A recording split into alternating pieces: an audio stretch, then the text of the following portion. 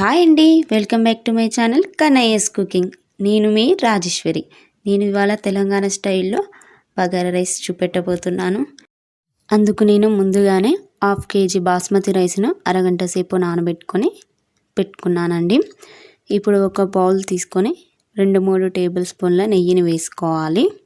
నెయ్యి వేడెక్కిన తర్వాత హోల్ మసాలాలను యాడ్ చేసుకోవాలి. మరాఠీ మొగ్గ, పువ్వు, బగారా, అలాగే మనం ముందుగా చాప్ చేసి పెట్టుకున్న పచ్చిమిర్చిని, పుదీనాని వేసుకొని వేపుకోవాలి. పుదీనా పచ్చివాసన పోయిన తర్వాత ముందుగా చాప్ చేసి పెట్టుకున్న ఆనియన్ని ముదురు గోల్డెన్ కలర్ వచ్చే వరకు వేపుకోవాలి. ఇప్పుడు ఇందులోనే 2 టేబుల్ స్పూన్ల అల్లంని యాడ్ చేసుకోవాలండి. అల్లం పచ్చివాసన పోయే వరకు వేపుకున్న తర్వాత 3 గ్లాసుల వాటర్ను యాడ్ చేసుకొని 10 నిమిషాల పాటు హై ఫ్లేమ్లో మరిగించుకోవాలి. 10 నిమిషాల తర్వాత వాటర్ మరుగుతున్నవి కాబట్టి మనం ముందుగా నానబెట్టుకున్న 1/2 kg బాస్మతి రైస్ను యాడ్ చేసుకుందామండి.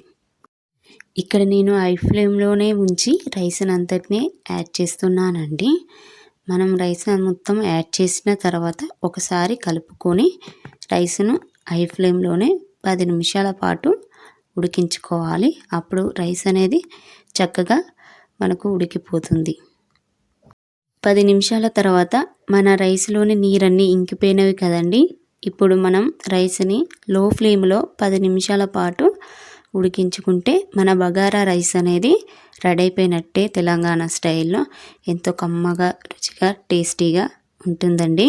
ఇప్పుడు రైస్ మీద కొంచెం కొత్తిమీర, పుదీనాని చల్లుకోవాలి. చల్లుకొని తీసుకోవడమే అండి. మన బగారా రైస్ అనేది రెడీ అయిపోయినట్టే. పిల్లలు కూడా ఎంతో ఇష్టంగా తింటారు.